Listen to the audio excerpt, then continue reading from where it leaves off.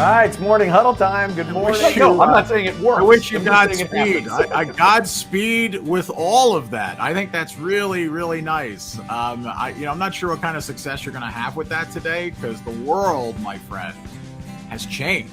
Right. Latin American construction workers, they have different needs. They have completely different needs. These awards have a huge criteria that you have to fill out, and they usually have a community service or community relations portion. Makes them, the most productive with a high performance value, and sometimes it's 11 o'clock at night. Yeah. Funny, isn't it? Yeah, not for me. Not for me. At 11 o'clock, I am guaranteed to be snoring. So.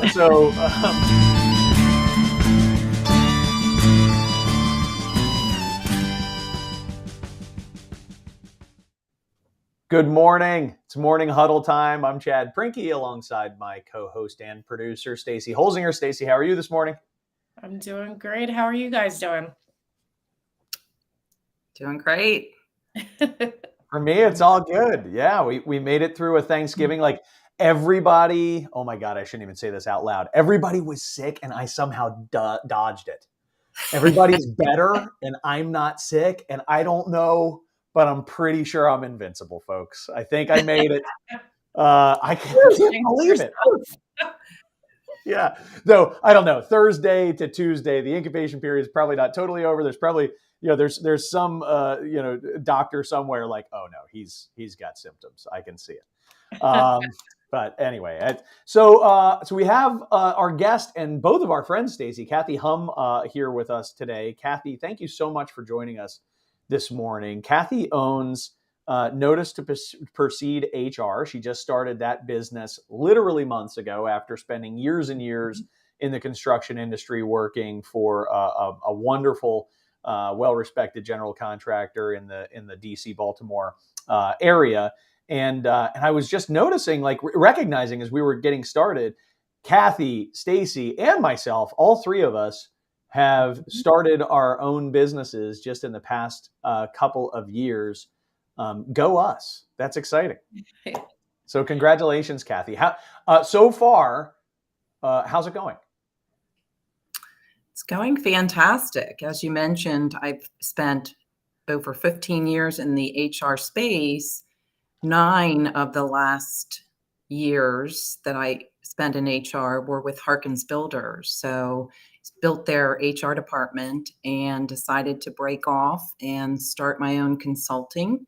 And my goal is to transform the construction space, HR, from transactional to strategic.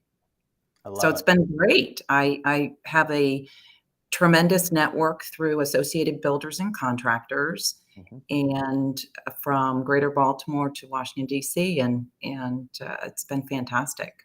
Well, you're doing work for me, with me right now for a client, for a shared client, where we're working together and doing a fantastic job so far. So thank you for the work that you're doing there.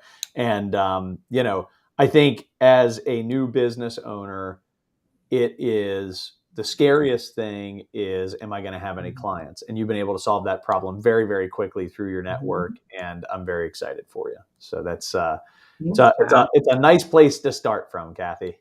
Yeah, for sure. So many small subs, need your help too. We were just talking about, same thing with marketing and HR. A lot of people are multitasking in smaller organizations when there's a level of expertise that's really needed. So you'll be able to help a lot of people. Yeah, and what I found is that as companies grow, they're just getting by with the transactional HR component, which is, payroll and benefits administration. And then they grow even larger and they realize, okay, I need to recruit top talent, but my retention is low. So you have to come up with some sort of strategy on how are you going to recruit those people and how are you going to retain them and what does that look like? Yeah, so let's make this transition into today's topic clearly, which is we're going to talk about what the mission of your organization, what the mission of your company exists to accomplish, which is making that transformation in HR from transactional to strategic. Stacy, I'm gonna obviously put you in the spot that you're always in each week, which is creating great conversation with all of our audience members who are joining us live. We'll bring you back here with a few minutes left to cover the audience questions. Good. Yep. See you in a bit. Kathy, you started down that path of describing what transactional HR looks like.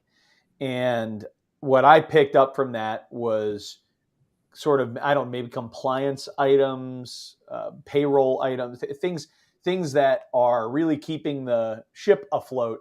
Give us if you wouldn't mind, just sort of the comprehensive list, or the best off the top of your head, of what transactional HR is. What do you mean exactly when you say transactional HR? So you're absolutely right. It includes payroll. It includes benefits administration, any type of, new hire termination, all of those critical transactional duties that a company needs to do. And I mean, really, the list goes on. Employee relations, if somebody has an issue or if they have a question, and the employees are our customers, so we have to, spend a lot of time and respond promptly to what their needs are, which is important. That's absolutely important. Well, and that's exactly what I was going to say. What I don't hear you advocating for in any way is saying, let's get rid of that stuff, right? These things have to occur. It's just that there needs to be a level of HR thinking that's happening at a different level than the day-to-day critical functions that need to occur to keep the ship afloat. Let's now put some definition around what strategic HR looks like. What are some of the things that fall into that bucket? What's strategic HR?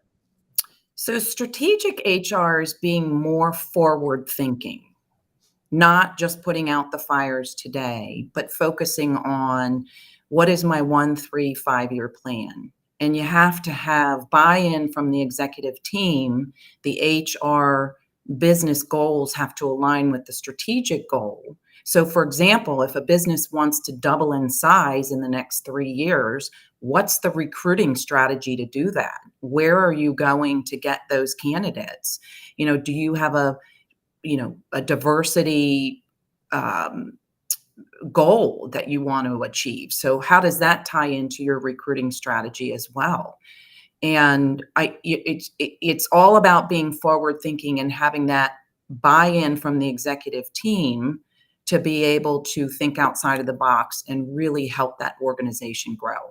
So if I can just solidify this, recruiting can fall into either a transactional or a strategic bucket. But transactional recruiting looks like post the ad, call the headhunter. It's reaction to, we need a PM. We need to bring in somebody in this key position, and our HR department reacts, posts the ad, calls a headhunter, or any other number of just-in-time things designed to create a result. Not bad things, but things that are less effective, perhaps, than they would be if they were a part of a broader plan. So talk to me about what strategic recruiting, just as an example, might look like in comparison to the two, post the ad, call the headhunter. Sure. And those things, like you mentioned, Chad, are really important, but let's break this down a little bit.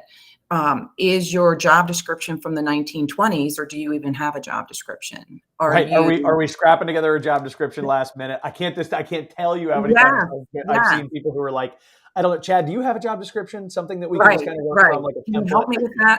Yeah, totally. But more specifically about the job description, are you talking about the challenges that this position will focus on? Are you speaking to the candidate? Are you talking about your culture when you write that job description and what it's like a day in the life at X company? Then you take that a step further, and do you have an employee referral plan within your organization? And have you coached your employees with an elevator pitch on how to recruit top talent? You could be Yes, at it's a one thing to wedding. say, hey, we'll give you $500 if you bring somebody in. It's another Yeah. thing to give them the tools to be successful in doing that. You could be at a wedding, you could be in the grocery store, and you get exceptional service from the person at the register, and you think, wow, they have the skill sets, the essential skill sets that might be able to fit in our company. We can teach them the technical skills. Then you have to take it even a step further. And where are you going to find these candidates? Are you just parking your posting on LinkedIn and that's it? You have to build some sort of strategy around where we got most of our candidates. Do you typically hire from universities, community colleges, trade schools? In construction, the VOTEC programs at high school are a great starting point to hire entry-level people within the construction space.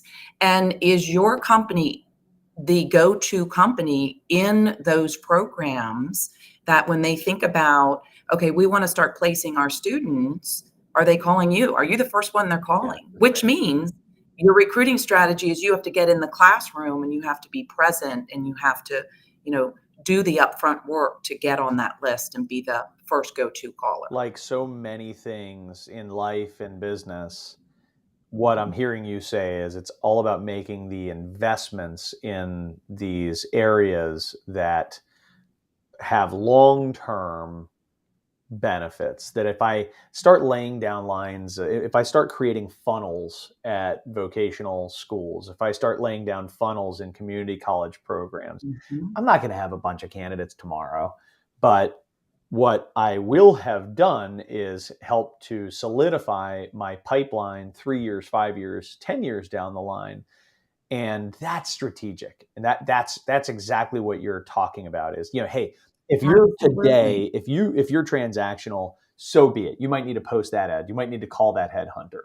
But today, I want you to also make investments that will help you to be more strategic in the future. It will help you in the future to have a much more effective strategy. And we're just talking about recruiting, not to mention all the other things that could fit into the HR bucket, which I look forward to potentially getting to with you today, though time is so limited and there's so much to talk about.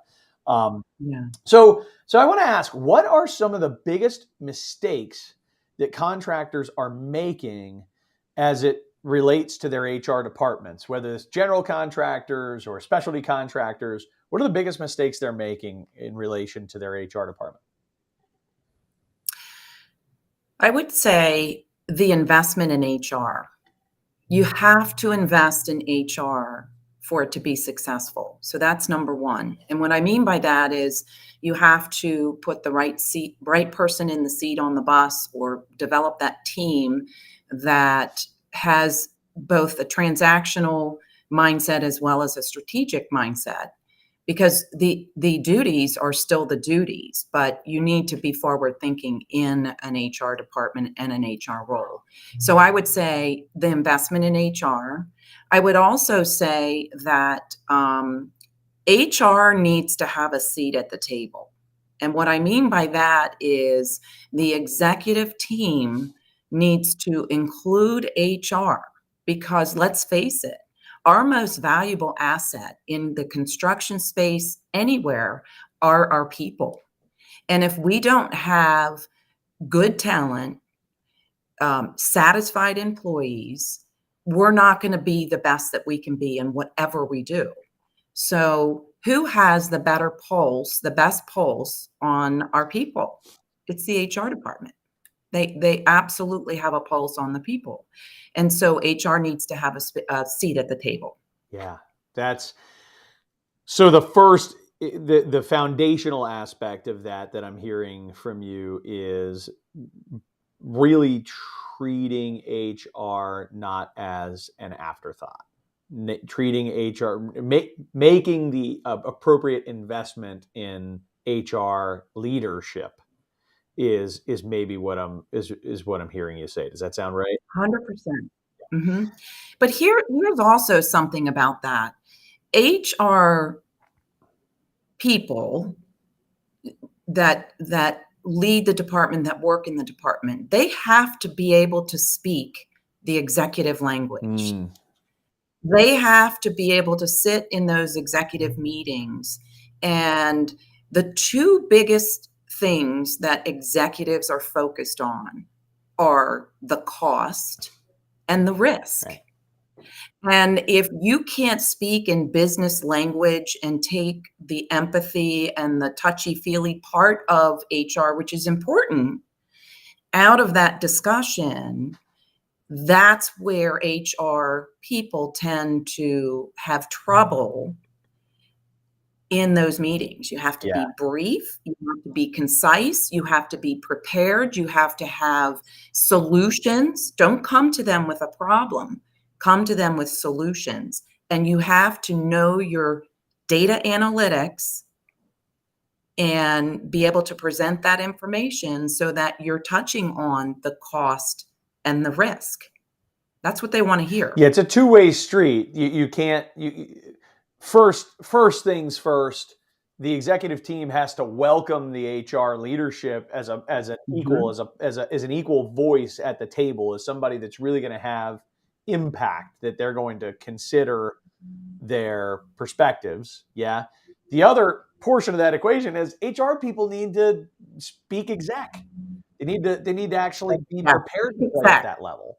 And playing at that level requires, bridging the gap between these touchy-feely topics like employee satisfaction and tying it to metrics, tying it to measurables, tying those touchy-feely topics to real, measurable business outcomes, costs, risks, returns on investment. So even speaking about employee satisfaction, you can go into an executive meeting and say, our employees aren't satisfied. What does that mean? Right? Tell me more.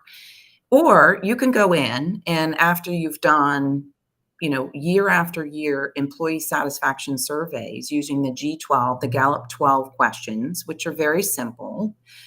You can go in and say, I just want to let you know this year, our Gallup 12 survey, employee satisfaction survey, dipped from 4.8 out of 5 to 4.3. And here are the categories that they dipped in. And here are those scores. And so we really need to focus and unravel this. And I've done a little research, and this is what I've discovered. Two very different, you go in and you say, we've got problems. Well, there's no solution there. Right. Give me hard data. Tell me why I should care. Yeah. It's a, if somebody comes in and has the ability to say, this is a leading indicator that statistically, if we're not above this threshold, we're going to have retention rate issues. We're going to experience attrition. The cost per new hire is X. Right? Here's what it costs when we have a fail.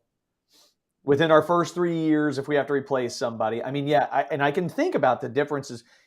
I spend a lot of time in my work with the HR professionals within my clients' businesses.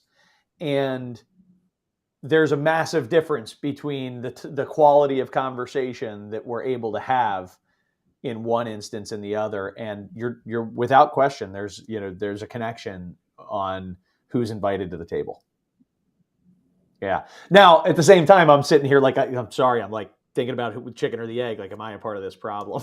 do I need to make sure that I'm sure I am to some extent. And so it's a valuable discussion to be having with you. So, but to be honest, where you excel is the strategic plan and the vision of organizations. And that's where it starts. And time again, when I ask companies, do you have a strategic plan? Well, kind of, sort of, or not really.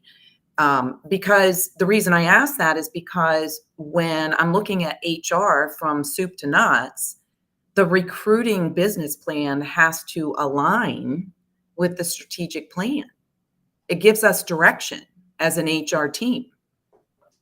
Yeah, I totally agree. Without one, you can't really have the other. I can only imagine how frustrating it must be to be a very strategic and capable HR professional operating inside a business that doesn't know where the hell it's going. That's got to be excruciating. So you can't have one without the other. I think that's an interesting thought. So let's talk straight talk here for a minute about something that I can't help. I'm really I'm trying to solve this problem in my mind for the average or sort of typical sized contractor out there that does not have unlimited budget. This is an overhead hire, right? We can't job cost this hire. If we're going to hire HR people, we've got to be able to really justify what we're doing here. At what point do we need to make sure we have an HR person in place? Is there an employee count? Is there a revenue size? Are there any rules of thumb for the point at which I need to be fully prepared to be past the transactional HR and have really HR leadership inside my business? From my perspective, because I'm very strategic, that has to be out of the gate when you're considering starting a business. Think proactively. Okay, I may not need somebody right this minute, but who is that person going to be that's going to handle all the transactional and help me grow, because you want them as a partner. But if you don't have that person in play by the time you have 50 employees, it's time. You need to have That's fair, and now I can get that perspective. When you first started, I was like, oh man, so it's going to be, I'm going to have my first hire is going to be an HR person. We have to install metals or whatever our job is. Right. What you're saying isn't that. It's from the start. You need to have this seed mindset in your mind, yes, which is I need to be, and perhaps. Man, I don't know if you'll like what I'm about to say, but perhaps you can be strategic about HR in your business without having an HR professional leading that. In other words, my job can be business owner, or I can have a vice president of operations. But if they have, at least for some period of time in the business, the ability to think strategically about HR issues, that could be sufficient. I don't necessarily have to go out and hire an HR professional. But what I'm hearing you say is once you reach maybe that 50 employee mark, it's time for you to have an HR professional. Well, and Chad, I would argue, I would counter your point there with, there comes a time where the HR responsibilities pull that CEO, that president, vice president away from what they do best and helping develop and grow the organization. So there is a point that you need to offload those duties and find somebody who is equally as strategic to be a partner to be able to help the organization grow. That's a really, really great point. I love that. And I can't agree with you more that there does reach almost in every business that I've ever come across a point, whether it's HR or sales or marketing or operations for that matter, where there are people who are really in this lane, who are carrying this added responsibility, that when it reaches a certain point where this responsibility isn't getting as much of their attention as it needs, this responsibility isn't getting as much attention as it needs, and ultimately it's time to hand one off. And this is your primary responsibility, so it's time to hand this one off. That makes a lot of sense. That's helpful. And if you're an audience member, you're watching this, consider, are you there? Have you reached that point where you have been handling the recruiting because, man, you love it. You really enjoy being out in the field with people, and you're the vice president of operations for a 75 employee company, and you're heading up the internship program, and you're heading up the employee, right? All these different types of things, but you're also the vice president of operations. Right. Right. It's a lot. And there's a lot of nuances to all of the HR functionalities. There's just so much involved that you take recruiting, we talked about that earlier, from scheduling the interview to ordering the background check to this, that, the other. There's all of that behind the scenes that certainly needs to extremely happen. important, and it's time consuming. It's got to happen. So, all right, I'm going to bring Stacy back. There's one thing while I bring Stacy back that I want to just toss on the table with you is that I personally have always felt that one of the most essential functions of a strong human resources department is enabling employee development and training throughout the organization. And I'd like for you to describe, well, first off, if you agree, and second off, what an organization that wants to be a great employee development organization, they want to be awesome at training and developing their people. What role should HR be playing in that environment, and what role should others be playing?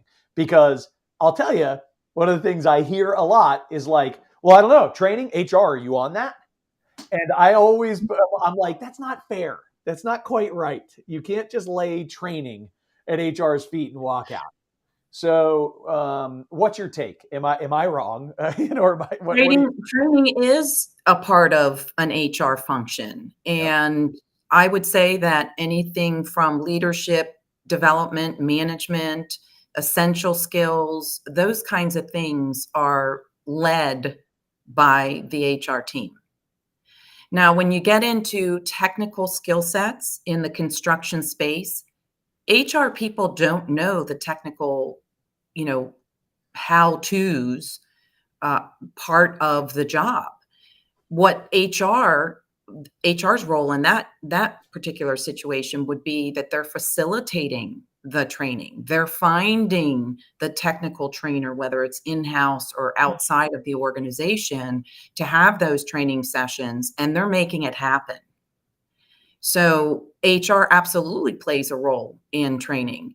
I would also say that companies need to have career paths. They need to spell that out, because the younger generation coming into the workforce, they want to know, if I get hired here, what's my next step, and what's my next step? And, I want to see the 3 to 5 year plan for me.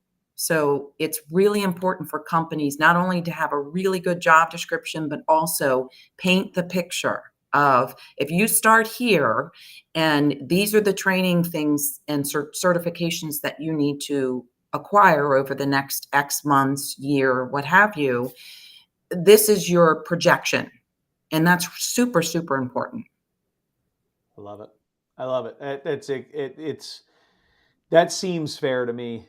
And it seems like there's an internal customer that obviously that HR is serving, but there also needs to be an investment from department leadership alongside HR to make this be successful. So HR not only needs to service its internal customer, but it also needs people to be bought into servicing the internal customer that's inside their departments.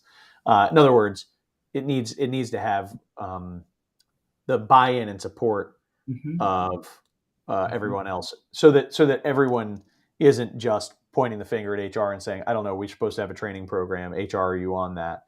But instead, they're building it together. We are already up on time. I'm the worst, but we're going to go a little late. Stacy, what do we have in terms of questions? We have a great question from Ralph. So how do you make training and employee growth a priority throughout your organization? Allow time away from projects for employee growth. I think that's a big concern for a lot of companies, because they don't want to take people off the projects because they have to meet these deadlines and these schedules, but it is important for employee growth. So What are your thoughts on that? Well, with any function of HR, and this particular question relates to training, there has to be accountability from the top and there has to be buy-in from the top. So how do they treat learning and development? And if they have buy-in to it, then you can formulate as an HR team what that looks like.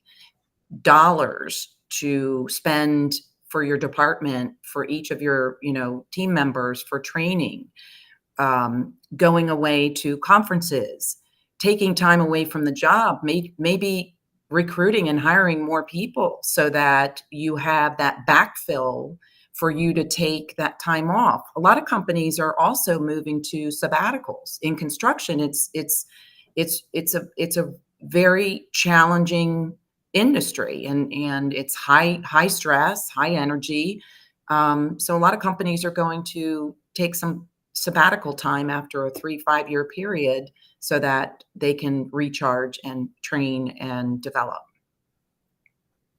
Definitely.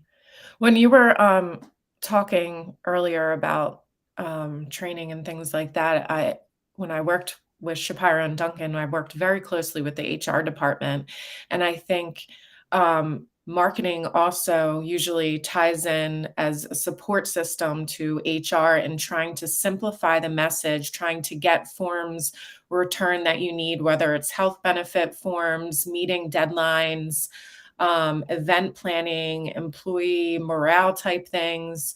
So if you do have marketing support, include them into the HR conversation because they can help you out a lot when it comes to communicating these crucial messages, whether it's safety or HR or health benefits or anything like that, to get that information out and get it returned. It was always kind of a struggle, but we worked together pretty good doing that. I would 100% agree, both for your internal messaging and your external messaging, because you have to paint the story of the culture externally to attract candidates, but internally, all of that messaging around open enrollment, recruiting, employee referral program, training and development, compliance, why we have to do things that we have to do because the federal government and state legislation, are putting bills in place that we have to comply with. Yeah. And how can companies better enable a shift to becoming more strategic if they don't have unlimited overhead budgets? It starts with investing in automation. We have tremendous systems that can do a lot of the transactional duties, and it starts there. And it will free up that one-person team, two-person team to be able to spend time planning and being more strategic. Nice. That's awesome. I think there's a real hesitance for companies to purchase software that they don't know. How do I put this? Contractors don't like purchasing software that doesn't specifically tie into operations or the technical aspects of their work, right? And with automation, can you give us a sense of the return on investment that you would get for, I don't know, that may be difficult for you to come up with out of thin air, but for X dollars invested, what are we saving when we bring in the right HR automation? So on the front end, you'd have an applicant tracking system, which can give you the data analytics as far as the candidates that are applying, who you're hiring. All of that data is critical to the ROI and understanding, is this worth the investment? And then, certainly you have your benefits tracking in there, you have your open enrollment, and you have capabilities depending on the system with learning and development, and then compliance. I can give you an example of the Affordable Care Act requires at a certain number of employees requires you to do reporting. And at my previous employer, we paid over $4,000 for that reporting. If you have an HR system and you're automated, you can pull that data out of the system, and it saves you. In that case, it would have saved us $4,000. Yeah. Yeah. Okay. Got it. I see where you're going with it. And I'm assuming that if I were an audience member and I had questions about even any aspect of what we've talked about today, that these are all things you'd be, totally comfortable having a conversation with somebody about if they wanted to reach out. Absolutely. If they wanted to reach out to you, where would they get you? Should they reach out via LinkedIn? ntphr.com. Cool. And my email is Kathy Humm at NTP HR. LinkedIn. Be happy to talk through any of your HR needs. I do an assessment from soup to nuts, no cost to the company, to give you an idea of where you are and where you'd like to be. And then we go from there. Awesome. Nice. Thanks for joining us. Yeah, Yeah, thank you. I really enjoy this conversation. Kathy and I have been particularly recently talking a lot, and I still feel like I have a lot to say to you. So, and I love listening to your perspectives on things. You're a great, fun educator. I don't know if that's something you're aware of, but you are. You're very good at it. Well, thank you. Thank you. Yeah, very good. So, all right. Kathy, thanks again. Stacy, let's do a little housekeeping to wrap up the last show of season 3. Yep. So we are up in the air on exactly when we're coming back, the exact day. Oh wait, no, that's not true. No, we nailed it. January 31st. January 31st. This literally just happened over the past week. So our first show back will be January 31st. We'll be running for 12 weeks, pretty much consecutively thereafter, unless there's some holiday that we haven't accounted for. And we are looking for guests. So please reach out to Stacy if you or somebody you know should be on our show. And the best way to do that, to reach out to Stacy, is right here. Stacy H, steeltoecom.com. You can reach out to me as well, but I'll just forward it to Stacy. She handles all the bookings. So I'm not qualified to handle that particular aspect of what we do. Stacy, do you have a Steel Toe Communications tip of the week? I just want to remind everybody today that it is Giving Tuesday. Make sure that you're supporting your local construction nonprofits that are doing all the hard work to recruit people into this industry, to help get people, or to help get you employees. Yeah. If you're not donating with money, try donating with your time, or just spread the word by sharing the organizations and their messages and what they represent. Please do that today. Awesome. Thank you, Stacy. So I'll take one moment and just say this, which is the past few years have been extremely busy for most people in the construction industry. Now, depending on if you've been doing commercial interiors exclusively, you might be angry to hear me say that. Or if you've been doing hotels exclusively, there was a pretty tough time during that period. But by and large, the industry has been really, really thriving. There are some very valid indicators that we are heading into a less vibrant time. We're heading into a time where business will be less plentiful, and your strategy for your business is going to be that much more important. I've been speaking with a lot of people recently about designing their strategic plan so that their business is more recession resilient or recession proof. Mm-hmm. If that's a conversation that you want to have with me, you can reach out to me directly through LinkedIn or via that email. I've been giving a lot of talks on it. I've been giving lots of keynotes on it. So if there's anybody that wants to have that discussion, please do reach out. Best of luck, everybody, as we enter into the new year. Happy holidays. And all the best from us at the Morning Huddle. Stacey, any final words? Happy holidays, and I look forward to the break, recharging, and bringing some new awesome topics and guests for next season. Same here. We'll see you in 2023. See ya. Bye-bye.